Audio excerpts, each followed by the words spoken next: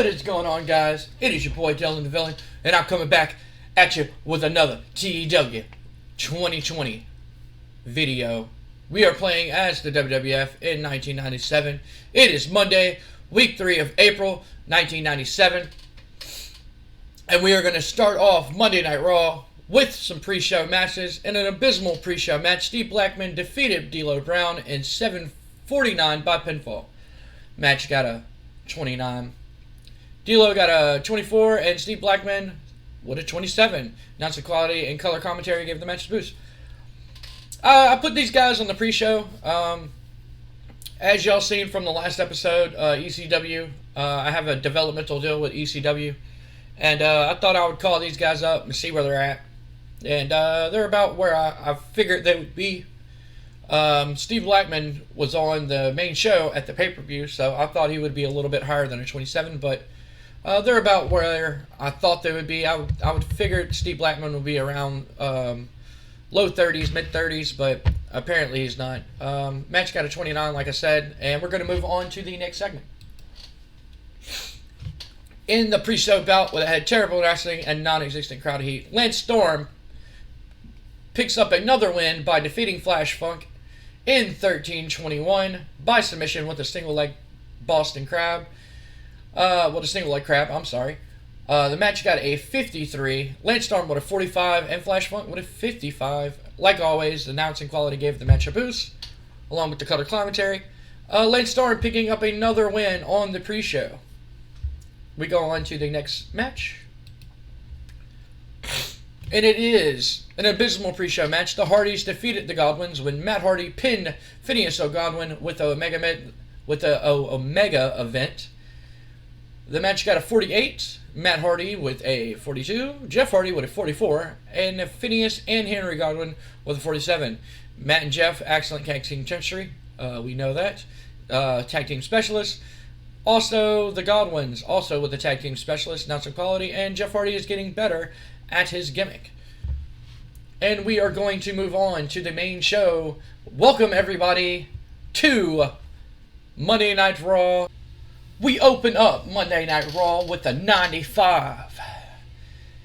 We see Shane McMahon standing in the ring, and he has the busted up WWF World Wrestling Federation World Heavyweight Title, I butchered that one, in his hand that Vader destroyed last week. And he has a mic in his hand, and he throws the winged eagle cracked all up over his shoulder, and he goes, "Ladies and gentlemen,"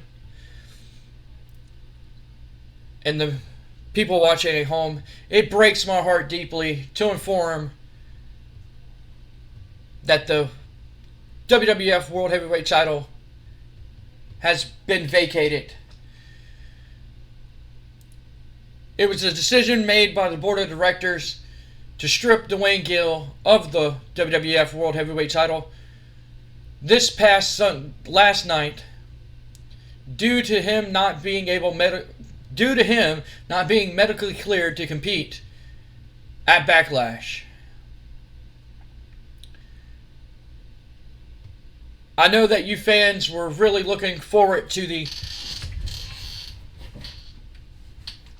Vader versus Duane Gill match, or the Bret Hart versus Duane Gill match that we had scheduled, or we were planning on booking at Backlash. But Duane Gill is not medically cleared to compete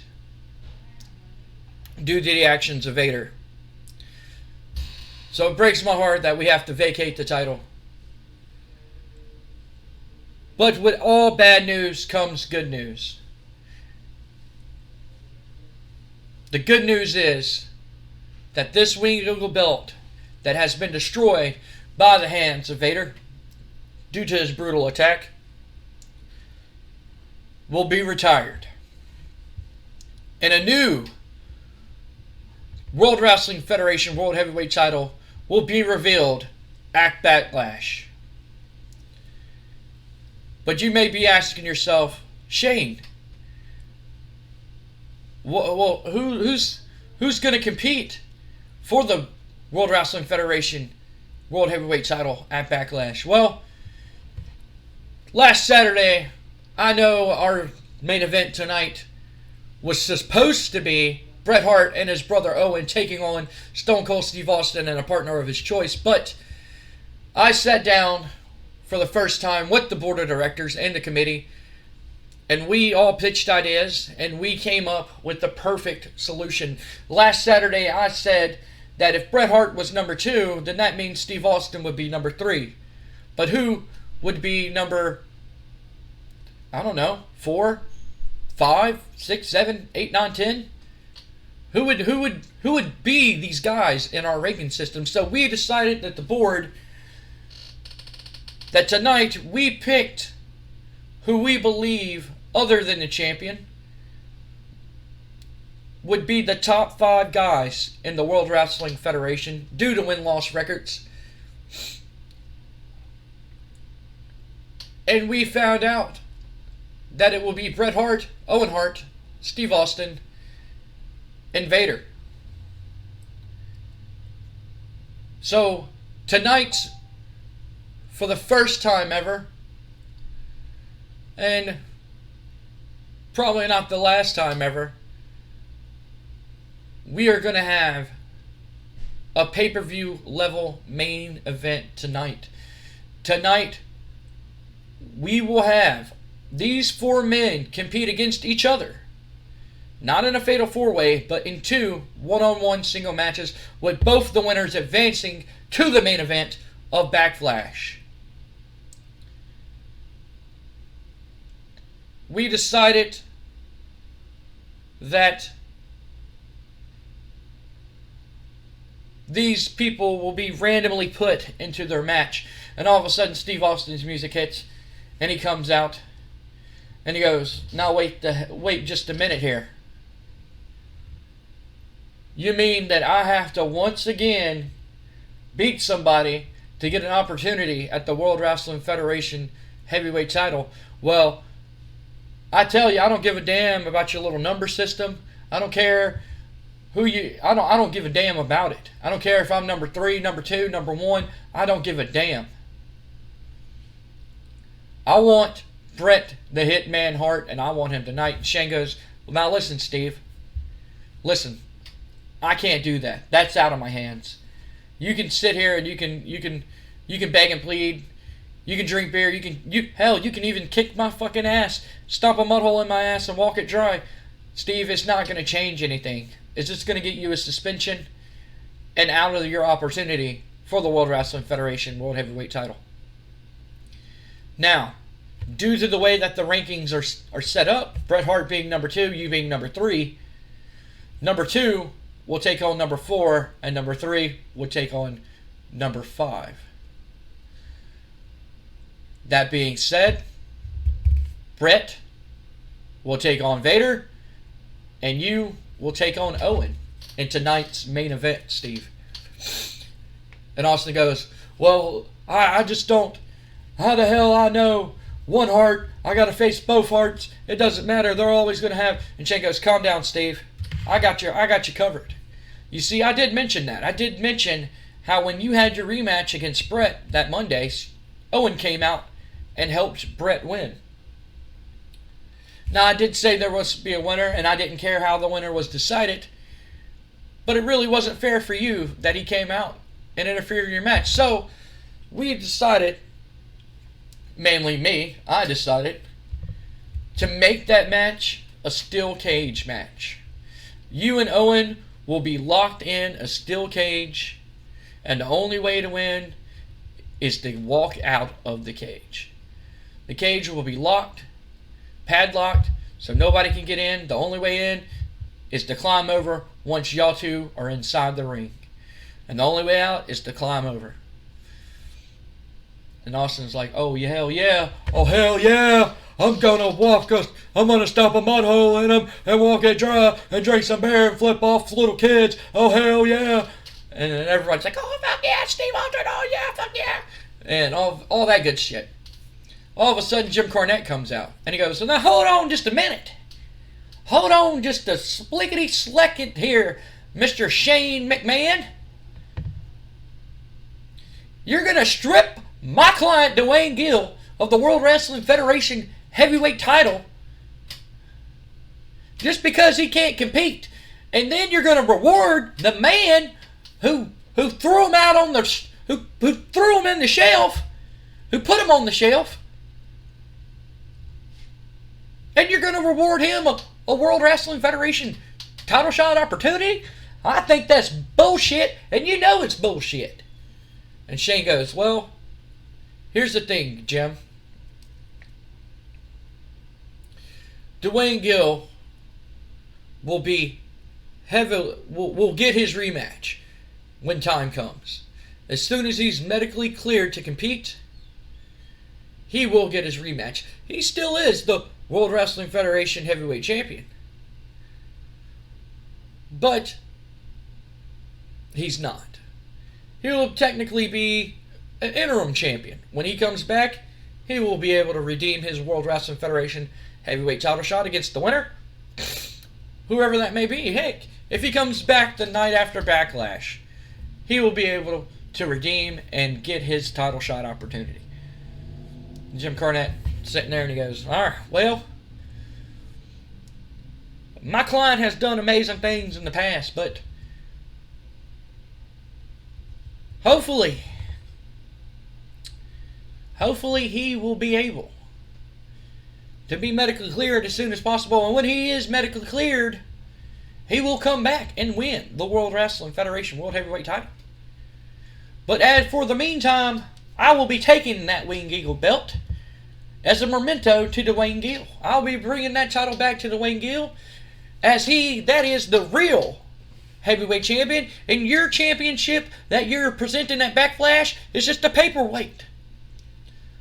You can just call whoever you make your new World Wrestling Federation champion. He can be the interim champion, for all I care, because Duane Gill will forever be the true World Wrestling Federation World Heavyweight title champion. And Shane goes, all right, Jim. Like I said, Duane Gill will get his rematch when the time comes. And hopefully, he can be back. But as of now, he's not medically cleared to compete at Backlash. So, I don't know what to tell you. That ends that segment. That segment got a 95. We're going to move on to the next segment. I got lost for words there. So tonight, we are going to have Owen Hart versus Steve Austin in our main event in a steel cage, while Bret Hart takes on Vader. Now, the winner of these two matches will face each other at Backlash, and the winner of that match will be crowned the brand new World Wrestling Federation World Heavyweight Champion. Duane Gill had to be stripped of his title due to not being medically cleared to compete, which breaks my heart as a fan of Duane Gill. I'm sure there was plenty of Duane Gill fans around here. But we are going to move on to the next segment. In their opening contest, we have a bout that had terrible wrestling and non-existent crowd heat. Jerry Lynn picks up a win against Jushin Thunder Liger. It was a back and forth match. A lot of light heavyweight action, a lot of technical wrestling. It was back and forth. And by the skin of his teeth, Jerry Lynn picked up the victory in 12:32 by pinfall with a quick roll-up. Jerry Lynn with a 47 and Jushin Thunder Liger with a 53. The announcing quality gave the match a boost, but the crowd really didn't want to see two guys outside of the pre-show competing at the thing. They're not quite popular enough. I believe it's mainly Jushin, who's not real big in America yet, but he is getting better at his gimmick. The match got a 38. Not the best match to open up the show. I probably should have booked the Hardys on the main show and had them on the pre-show, but it is what it is. We're going to move on to the next segment. And after the match, Eddie Guerrero just jumps out of the crowd and attacks. Both men do kind of like, we're going to break kayfabe here. They kind of do like the Ring of Honor thing. I know I'm jumping into the future here.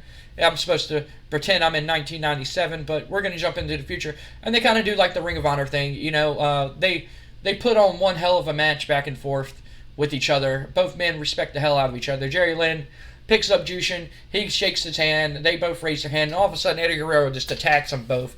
Starts beating the shit out of both men in the middle of the ring. Just beating them down. And then after he beats them down, he grabs a mic and he goes, You see these guys right here? You see these guys? While y'all were sitting down, coming into the arena, sitting down with your little popcorns and your soda drinks,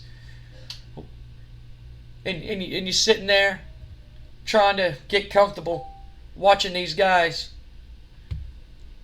It was me, Ray. It was me who should have been in this match, who should have been entertaining these fans, not these two guys. I don't care who the number one contender is for your light heavyweight title, Ray. You can keep ducking, you can keep hiding, you can keep having other obligations to fulfill around the world. I'm right here. I'm here, and I'll be here each and every single day of the week, waiting for your return, Ray. Waiting for you to show up and face me man to man. See, you had to tuck your tail between your legs when your contract expired in WCW and come to the better competition. Well, Ray, you forgot about one thing, and you forgot about the biggest thing. No matter where you go, no matter where you run, no matter where you try to hide or get away from me, Ray, I will always be one step behind you. Every time you turn around, I'll be right behind you, lurking in the shadows, waiting to attack, because I'm sick and tired of all the fans saying that you're better than me, Ray.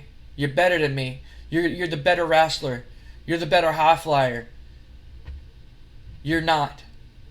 You're just a mass superhero wannabe, just like this guy who thinks he's a freaking animal hybrid something another.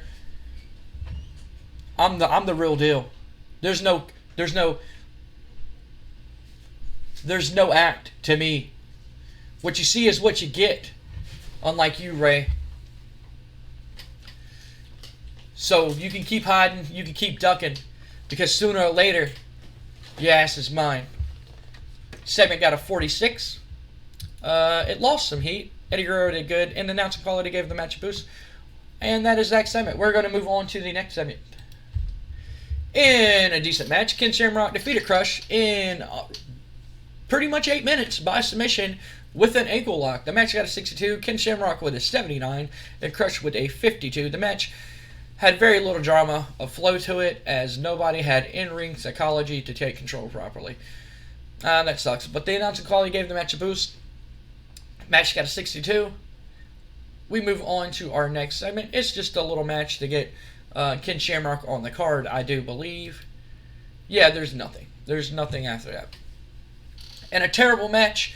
APA, who are the bodyguards of Shane Helms, as we found out on Shotgun Saturday Night. For those of y'all watch Shotgun Saturday Night, Shane Helms hired the APA, or the Acolyte Protection Agency, to be his personal bodyguards for himself, not him and Jeff Jarrett, just for Duane Gill.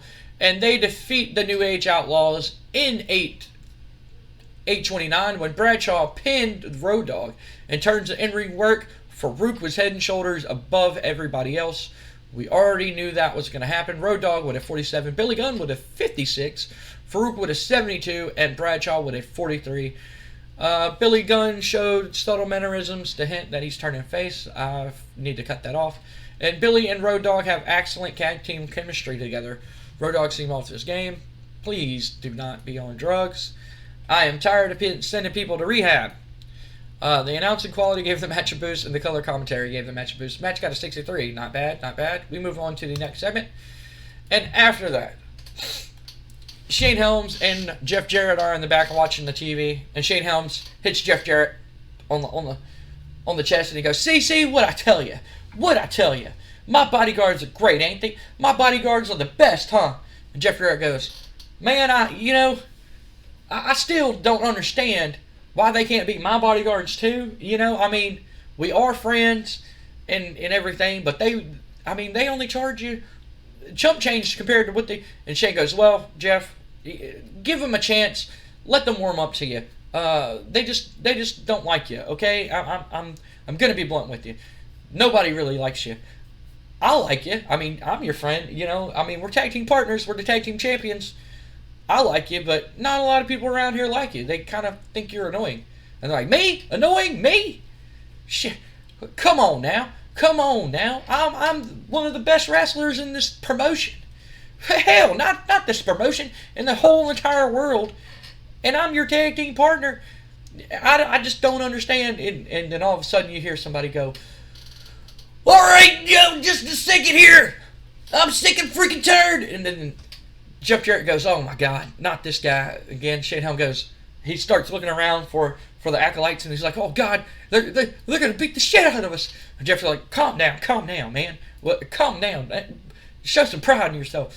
And Scott goes, I'm sick and freaking tired of every single week when I try to get a rematch for me and my brother Rick here. We keep getting turned down. We keep getting caught off surprise. We keep getting denied our opportunity. And Shane goes, well, last week, you guys, on last Saturday, I mean, y'all kind of asked for it. I mean, y'all didn't knock on the door. And Scott Steiner goes, I don't give a damn about no door. You want me to knock on the door? Huh? How about I knock those damn little teeth down your throat and knock your stupid little glasses off your face over here, guitar, honky tonk, man, wannabe asshole. And Jeff Jarrett goes like, what the hell? You know, he's just looking, he's just like, coming from the guy who has to dye his hair and can't even dye one patch of his beard. And then they start getting face to face, and Scott Steiner looks like he's about to throw a swing. And all of a sudden you hear, yo, Kyle, what's up? What's up, homies? Yeah, boy, yeah. And then all four men just look. And it's too cool. It's Scotty Too Hotty and Grandmaster Sexy. And Grandmaster Sexy, he comes strutting up, you know. He comes doing his players walk up to him. He's like, what's up, home dogs? Home skillet tape? What's kicking it on the east side, boys? And they all look at each other and they're just like, what? What did you just say? He goes, what do you got, boys? You got jizz in your ears, boy? You heard me loud and clear, son. And he's just like, they're all looking at each other. And they're like, they look at Scotty Too Hotty, and Scotty Too Hotty just goes, yeah, dog. You know, he throws his hands up over his things and all that stuff. And Scott Steiner goes, what the hell are you trying to be, huh? And they're like, what are you talking about, son? We from the street, son. And Scott Steiner's just like, what the hell? And as Scott Steiner is like arguing with Too Cool, you know, Shane Helms and Jeff Jarrett kind of look at each other and just like, let's get the hell out of here.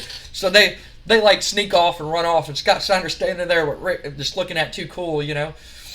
And Grandmaster Sexy's like, hey, yo, son, drop me a beat. And Scotty Too, like, they're arguing and stuff, and then Grandmaster Sexy just cuts him off, and he's like, yo, son, drop me a beat. And he taps Scotty Too Hotty. Scotty Too Hotty gives him like a little, you know, like a offbeat kind of like hip hop beat, and Grandmaster Sexy just starts dancing and stuff like that. It's Scott Steiner's just like, what the hell? Huh? You trying to be all LL Cool J? Well, you look like a LL Full J, you son of a bitch. Yeah. And he just hits Grandmaster Sexy and Scotty Too Hotty, and Rick just jumps on him and everything like that, and they throw him in the trash can and stuff like that and everything like that. Then they turn around, and Jeff Jarrett and Shane Helms are gone, and he's like, oh, God dang it happened again. Every single week, we freaking lose these guys. Come on, Rick, we gotta go find him. And all of a sudden, like, Scotty Too Hotty, he, like, kind of gets out of the trash can, and Grandmaster Sexy, you know, and they stand up, and they got, like, a banana peel on their head, and, like, Grandmaster Sexy's glasses is, like, broke, and, like, he has one side of the glasses in, but, like, the other one's gone, you know. And, like, they have a banana, like, Scotty Too Hotty has, like, a banana peel on his spikes and stuff like that. And then Grandmaster Sexy hits Scotty Too Hotty, and he's like, yo, that was whack, subby. But the segment got a 7. It was so hard for me to do that segment and not laugh. But the segment got a 77. The announcer quality gave the match a boost. Once again, Shane Helms and Jeff Jarrett run away from Rick Steiner due to shenanigans somehow, some way. I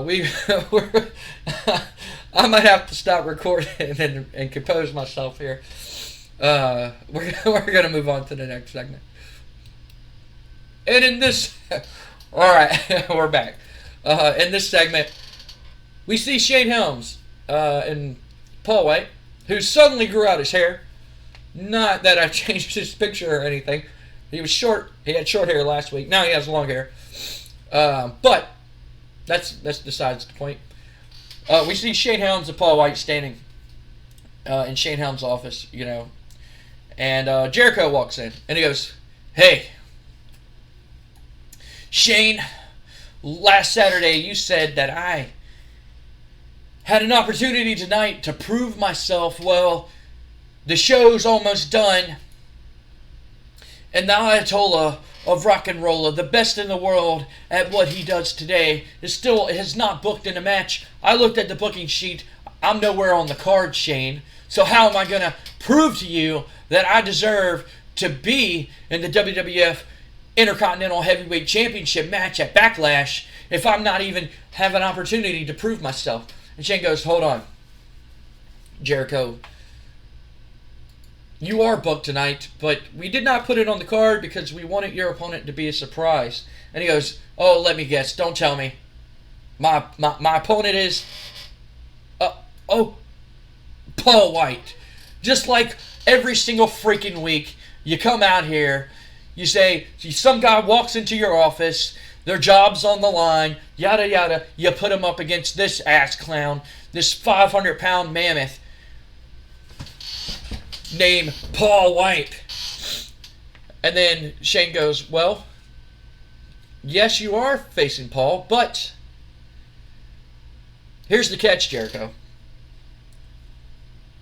Paul technically has never lost a match here in the World Wrestling Federation, and we were looking at the ranking systems, and we noticed that Paul was pretty high up there on the list. Paul is actually in the top 10.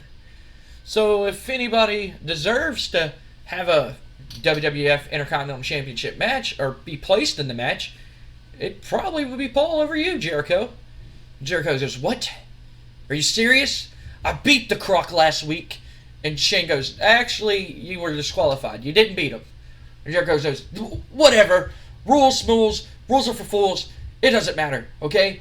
If you want me to go up against Captain Insano here, then so be it. All right? I'll see you in the ring." And Jericho just storms out of the thing, and Paul kind of looks at Shane and goes, "I'm in the top 10. Shane goes, "Well, yeah, man, you're in the top 10. And Paul stands there for a minute and goes, "Huh? Really?" Shane goes, Yeah. He goes, "So, where am I ranked in the thing?" And Shane goes, "Well, you're in the top 10. We really haven't figured out the rest of the numbers yet, but you are definitely in the top 10. And Paul goes, "You know, I'm starting to get a little bit tired of doing your bidding work here. You know, somebody has a problem, you sick me on them, and you make me do it. And I'm starting to get a little bit tired of that, Shane. I didn't come here to be a bodyguard for you and your old man. As much as I love and respect the hell out of your old man and admire your friendship, I just want something more for me." Shane goes, "All right, show. All right, Paul, I'll tell you what. If you beat Jericho tonight, I'll put you in Jericho's place." And Paul looks at him and goes, "What?" He goes, "Yeah. If you beat Jericho tonight, I will put you in the Intercontinental Championship match against Triple H and The Rock instead of Jericho." And Paul stands there and he goes, "I kind of like the sound of that." Shane goes, "Yeah, I knew you would." He's like, "Good luck. I'm counting on you." Paul goes, "Yeah." So we go on. We go to commercial and we come back. In about that had superb wrestling, great heat. Jericho! Chris freaking Jericho defeats Paul White by submission with the Lion Tamer after blatantly cheating. Well, we're going to change that. I didn't put in how he was supposed to win. He was supposed to cheat to win. I mean, it's Jericho, Big Show. I mean Paul White, not Big Show, but Paul White. what Jericho is basically going to do is pretty much give Paul White a low blow, and then hit him with a lion salt and pin him. Not by submission. I don't know why I did that. Match got a 76. Both men did out fucking standing, so I don't understand. Probably because I didn't put a storyline to it. Yep. Gotta have a storyline to it. And the road agent is Sheiky baby. So that kind of sucks. That kind of blows. I was hoping that this match would do good, but Jericho picks up the win, and after he wins, he grabs the mic and he goes, "The eye of Tola of Rock and Rolla is one step closer to being on your TV screens as your new World Wrestling Federation Heavyweight Intercontinental Champion. The Croc, Happy Hamster, Hamburger Man, whatever your 3 H's stand for, nobody really gives a damn. I am coming, and I will become the new Intercontinental Champion because I am the best in the world at what I do today. I'm the Ayatollah of Rock and Rolla.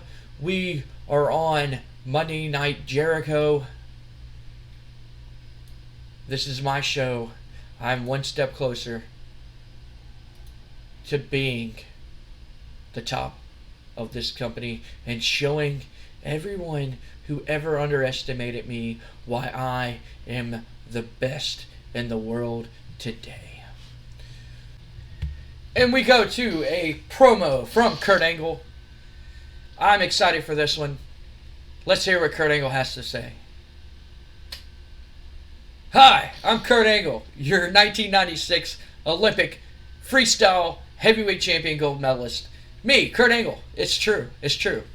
Last week, I was at the Liberty Bell, and the week before that, I showed you my great victory in the Olympics. As you can see, I'm a real American hero, icon, and role model for everybody here in America. Why, I'm probably one of the greatest Americans who ever lived. It's true. You see, I can't wait to get to the World Wrestling Federation and bring my 3 I's, my intensity, my intelligence, and my integrity to the World Wrestling Federation and help it become a brand new and exciting promotion to keep an eye out for. I watch some of these guys here in the World Wrestling Federation. You got your Cold Stone Austin Steve. Yeah, you fit. Yeah, you know him, right? Yeah. Well, he's one of my favorites. He's a true American, just like me. Well, he may not have the same morals or the same ideas. Well, hell, we're totally different. He enjoys a nice, cold, refreshing beverage of beer. That's not me. I like my nice, cold glass of milk. It's better for you, too. And healthier. And we have,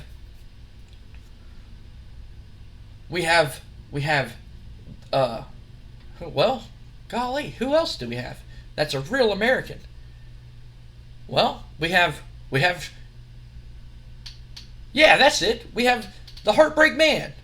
Yeah, I haven't seen him around in a while. I don't know what he's doing, but hey, he's a real American hero too.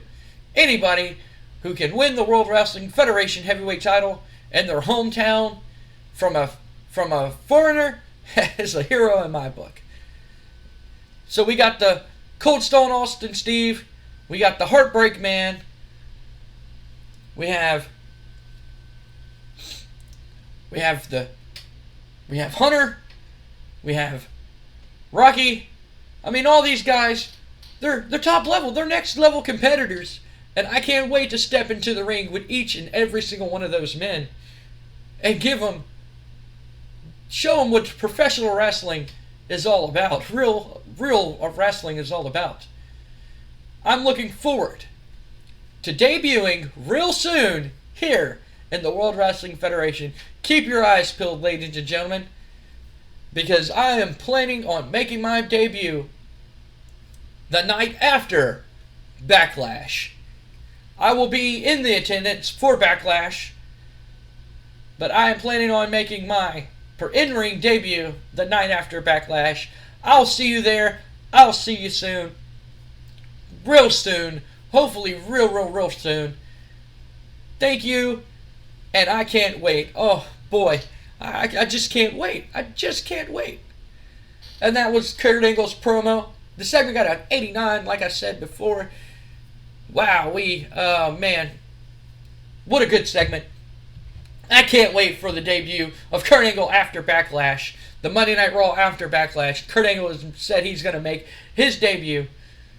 Wow. We're going to move on to the next segment, ladies and gentlemen. Kurt Angle, 1996 Olympic Freestyle Heavyweight Champion, gold medalist. Kurt Angle making his debut in the World Wrestling Federation. What a real American hero. Oh, next segment. In we go to an exceptional match. Bret Hart defeated Vader by submission with a sharpshooter. After interference from Duane Gill, the match got a 95. But Duane Gill, he's not medically cleared. Duane Gill comes out. He has a neck brace on. He has a cast on, and a sling. He has crutch. He's wobbling to the ring. He distracts Vader. Vader's just like, what the hell? I thought I killed you. What the hell? And then Bret Hart just freaking hits Vader in the back with a chair when the ref's down, puts him in a sharpshooter. Vader taps. The match is over. After the match, Bret's walking to the back. He's walking to the back, and he gets stopped by an interviewer, and they go, Bret. With that big win over Vader, you move on to the main event of Backlash for the vacant World Wrestling Federation Heavyweight Title, World Heavyweight Title. Who are you looking forward to competing? And Bret goes, well, I don't want to pick favorites, but I know my little brother Owen. He's definitely going to get the job done. Whether Steve somehow pulls off a win tonight, I know that Owen is going to weaken him down for Backlash this Sunday at Backlash. I know that Owen's going to weaken him down. I know that Owen's going to hurt him. I know that Steve won't be able to walk. I know that Owen's going to work on the legs for me, so when I lock in the sharpshooter, it'll be over, and I'll be crowned the new World Wrestling Federation champion. And if Owen does win, then I know that the fans watching at home will be rewarded to a technical masterclass matchup between me and my brother. Because I know my brother's not going to give up, and he knows that I'm not going to give up. And I know that he wants to be World Wrestling Federation Heavyweight Champion just as much as I do. So whoever wins tonight, I'll see y'all at Backlash. The segment got a 100. And we're going to move on to the next segment. Oh, I messed up in that promo. I said this Sunday. It is actually next Sunday. It's not this Sunday, like week 4, Sunday, week 4. It's not this Sunday. I don't think it's this Sunday. I can't remember. We'll find out. I'm pretty well after we're done recording this episode. We'll look at the calendar and see when it is. I don't think it's week 3. I'm pretty sure it's week 4. But if it is week 3, then hey, man, we pretty much have this pay-per-view booked and ready to go. But I would like one more week of storytelling before the pay-per-view. But Bret Hart wishing both men good luck in their match tonight. He says it doesn't matter who wins, that Bret is going to look forward to the match. If his brother wins, hey, they're going to have a freaking technical masterpiece. And if Steve wins, he knows that he's going to pick up another easy victory against Austin because Owen is going to put in work against Austin. I believe our main event is right now. We are going to that match. It is a steel cage versus Steve Austin versus Owen Hart. In a steel cage, the only way to win is to escape. And the winner of the match And in a bout that had exceptional wrestling, fantastic heat, Steve Austin, which I'm pretty sure everybody knew and called from a mile away, defeated Owen Hart in a cage match in 1506 when Steve Austin escaped from the cage. The match got a 99. Oh, I believe the other Steve versus Owen match also got our highest rating. I don't know if they ever competed before. I would have to look. Steve Austin with a 99, almost 100. And Owen with a 97. Yeah, it definitely advanced the storyline. They have excellent chemistry, and it lifted the match. Steve Austin benefited from being a very popular wrestler. We move on to the next segment, a 99. That's a pay-per-view level match for free on TV. But it really doesn't matter. You know what I'm saying? It really doesn't matter because I don't charge y'all to watch pay-per-views on my channel, so I guess everything is for free. It's just waiting in anticipation for the next episode, I guess. But we're going to move on to the next segment. And the show ends with 100. Jim Ross and Jerry the King Lawler basically say it's going to be a WrestleMania 13 rematch, but this time the stakes are higher. It is going to be for the World Wrestling Federation World Heavyweight Title when Bret Hart takes on Steve Austin, who is going to come out on top as the winner. I believe the pay-per-view is this Sunday because I booked this as if the pay-per-view is this Sunday. So I'm pretty sure the pay-per-view is this Sunday. So we're going to have Shotgun Saturday Night and then Backlash and then Monday Night Raw. I believe the pay-per-view is this Sunday. So, hell yeah. All right. Awesome shit. Our main event is booked. It is set in stone. It is going to be Steve Austin versus Bret the Hitman Hart. Winner takes all for the World Wrestling Federation World Heavyweight Championship matchup.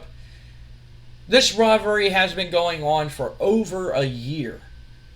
In real life, like when I started to save, the storyline was already going on.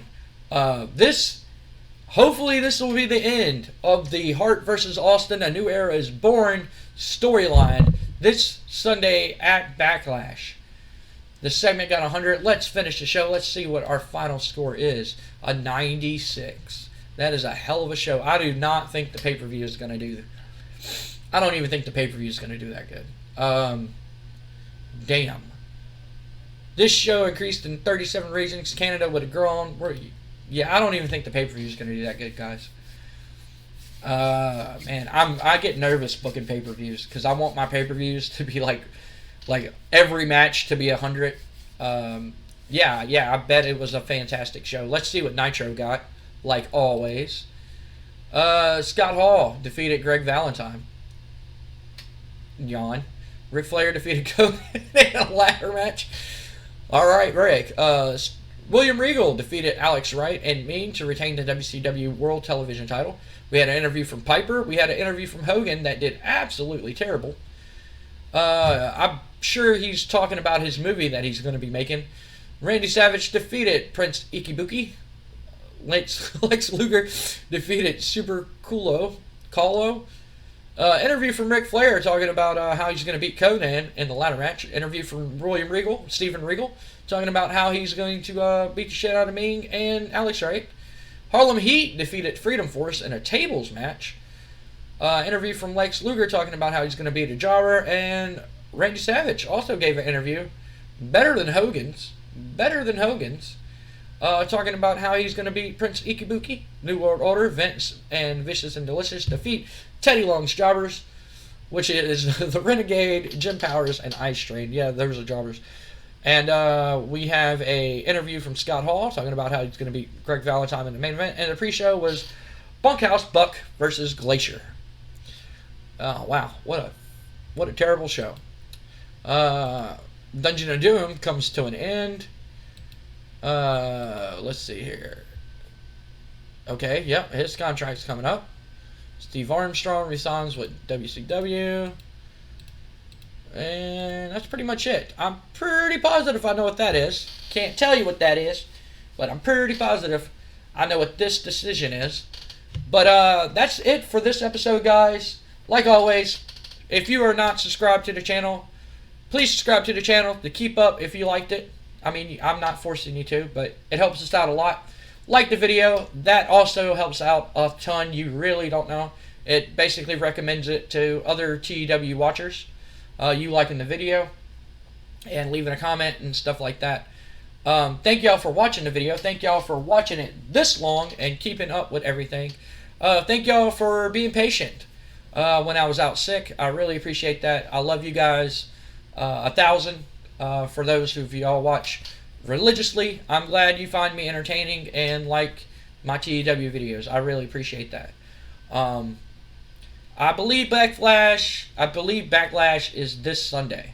I really can't click on my office due to certain things that I need to hide from y'all, the viewers, to keep everything in suspense and mystery. And oh, good, oh, he's gonna debut. Who's gonna debut at Backlash? We don't know. But thank y'all for watching and subscribing to. And for those of y'all who have subscribed, thank y'all for subscribing. Those of y'all who have not, click right here and subscribe, man. It's not going to kill you. You don't have to turn on the little notification bell. You don't have to do all that stuff. It won't hurt you to subscribe. It helps us out a lot. Helps me out a lot. Helps Sky Wu Tai out a lot. And thank y'all for watching, man. Shotgun Saturday Night will be next. I'm actually just going to skip days and book that and record it right now. So, yep. Anyway, guys, like I always say, enough rambling on from this guy. That's all I do. I'm pretty good at rambling on. But like I always say, if you can't play with each other, then please play with yourself. I'll see y'all in the next video, guys. Later.